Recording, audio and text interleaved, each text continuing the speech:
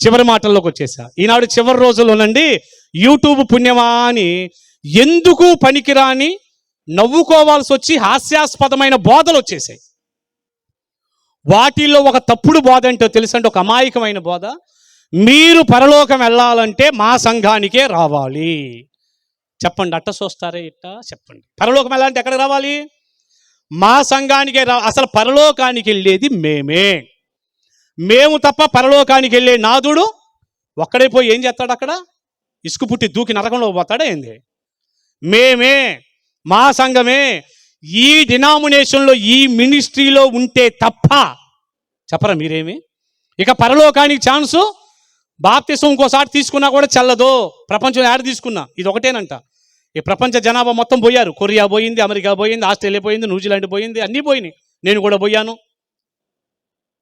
గుంటూరు పోయింది, హైదరాబాద్ పోయింది, జైపాల్ అన్నయ్య పోయాడు, అందరూ ఇంక లేదు. ఇక ఈ సంఘము తప్ప మా సంఘంలో పొందితేనే, ఈ డినామినేషన్ ఉంటేనే, మా పెద్దయ్య గారి దగ్గరికి వస్తే మేమే. ఇక పరలోకం వెళ్ళాలంటే మీరు యాడికి రావాలి? వయసు సహకరించట్లేదు కానండి, కింద పడి నవ్వాలి. నాకు వయసు సహకరించట్లే, మళ్ళీ డేవిడ్ వచ్చి లేపాల్సి. కింద పడి మామూలుగా నవ్వితే కుదరదు, కుర్చీలో కూర్చొని నవ్వితే కుదరదు. అమాయకంలో తారాస్థాయిలు అనమాట. ఇక ఇంతకంటే పిచ్చితనం, ఇంతకంటే అమాయకత్వం, ఇంతకంటే ఇక పదాలు కూడా దొరకట్లేదు నాకు. లేనిపోయిన పదాలు ఏది చెబుతానని బాధగా ఉంది. ఇంతకంటే పిచ్చితనం ఇక ప్రపంచంలో అంటే ఇంత అమాయకంగా ఉండటాన్ని బట్టి నేను ఆశ్చర్యపోవాల్సి వస్తుంది. వెలకట్టలేని సందర్భం చెప్తాను, మీరే తేల్చుకోండి. జాన్ వెస్లీ అనండి మాట. ఇంగ్లాండ్ తిరుగులేని దైవజనుడు. ఈ చుట్టుపక్కలలో ఏ వ్యక్తి అయినా జాన్ వెస్లీ అని పేరు పెట్టుకున్నారంటే ఆయన పేరు అన్నమాట.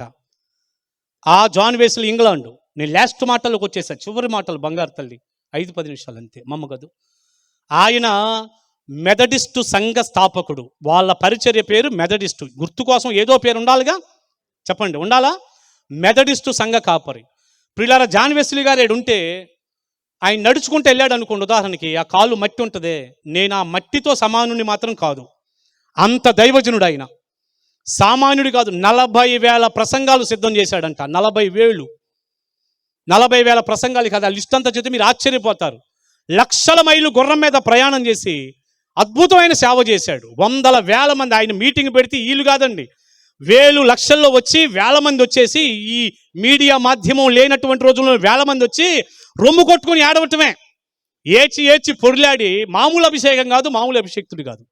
ఈ జాన్ వెస్లీ అనే దైవజనుడికి ఒక రోజున ఒక దర్శనం వచ్చిందంట. చెప్పండి ఈ మాట. ఒక దర్శనం వచ్చింది. ఆ దర్శనంలో ఏం చూశాడంటే, ఈయన నడుచుకుంటూ వెళ్తున్నాడంట అండి. నా కళ్ళే చూడండి. ఈ జాన్ వెస్లీ గారు ఇలా నడుచుకుంటూ వెళ్తుంటే ఒక ద్వారం కనపడిందంట దర్శనంలో. వింటున్నారా బిడ్డ? ఒక ద్వారం.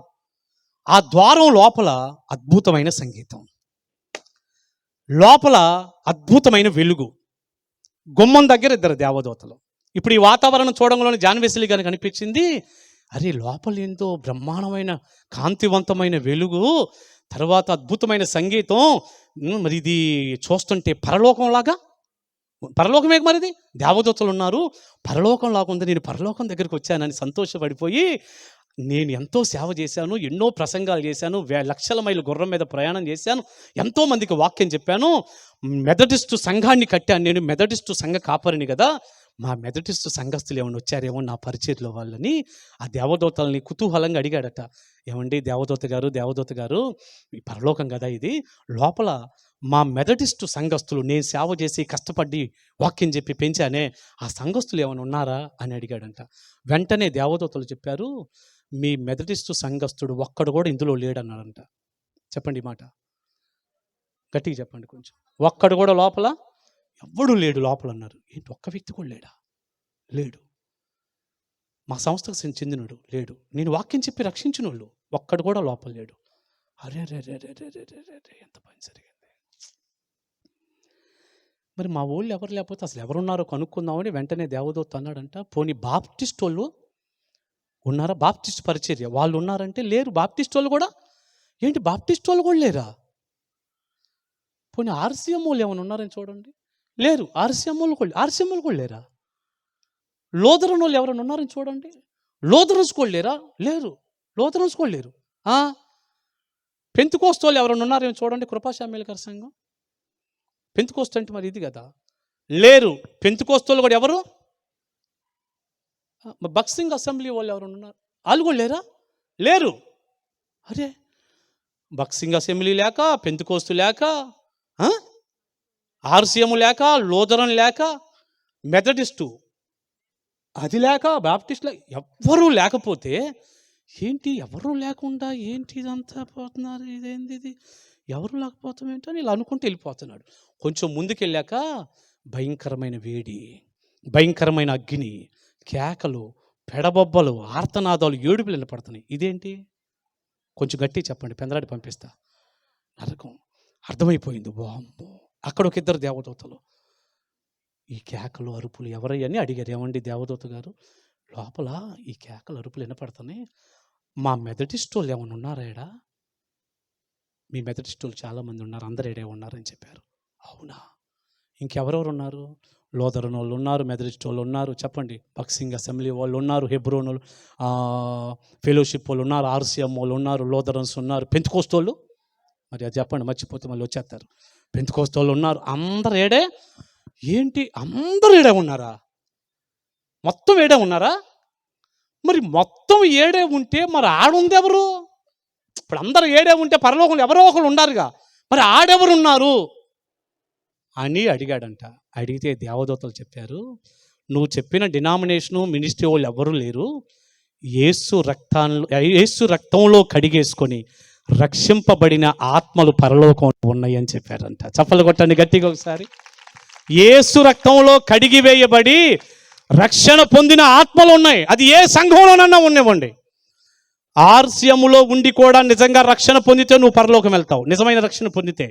పెంతుకోస్తులో ఉండు, ఏ డినామినేషన్లోనైనా ఉండు, ఎక్కడైనా ఉండు, మెథడిస్ట్ కానీ, లూథరన్స్ కానీ, పెంతుకోస్తు కానీ, ఎవరైనా కానీ, మినిస్ట్రీలు ఏముండవు, డినామినేషన్లు ఏముండవు, మా పేరులోనే ఇక్కడుంటేనే ఏముండదు. యేసు రక్తంలో ఎవరైతే కడుక్కొని పరిశుద్ధంగా జీవిస్తూ రక్షణ పొందుతారో వాళ్ళతో పరలోకం నిండిందంట. చప్పలు కొట్టండి గట్టిగా ఒకసారి, గట్టిగా చెప్పండి. ఇప్పుడు చెప్పండి, ఏడ బాప్తిసం పొందితేనే, ఈ మా మినిస్ట్రీలో ఉంటేనే, మా సంఘంలో ఉంటేనే నవ్వుకోవాల్సి వస్తుంది. మేము గుర్తుపెట్టుకోవాలి ఇదంతా కూడా. ప్రియులారా, ఇది మంచి పని కానే, చెప్పండి గట్టిగా, అస్సలు కాదు.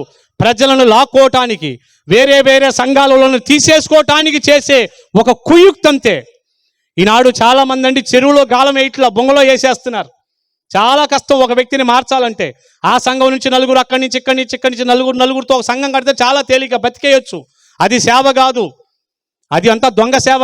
అది సేవ కాదు. నేను చెప్తున్నాను మీకు, నేను 25 సంవత్సరాల క్రితం ప్రభువు చెబితే వచ్చి ఆ కొండలో కూర్చొని ఒక్క విశ్వాసి లేకుండా మోకాళ్ళ మీద కట్టాను ఆ సంఘాన్ని. చప్పలు కొట్టండి ఇంకొకసారి గట్టిగా, హల్లెలూయా.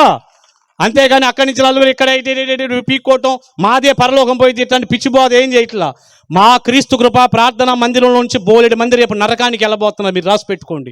మారు మనసు లేని వాళ్ళు చాలా మంది ఉన్నారు, నరకానికే పోతారు. ఎక్కడున్నా పోతారండి. నా దగ్గర ఉన్నా, ఎంత మంచి వాక్యం విన్నా, ఏమున్నా లేదు. క్రీస్తు రక్తంలో కడగబడిన వాళ్ళు మాత్రమే, నమ్మువారు ఉచితంగా నీతిమంతులుగా తీరుస్తున్నాడు యేసయ్య రక్తం. హల్లెలూయా.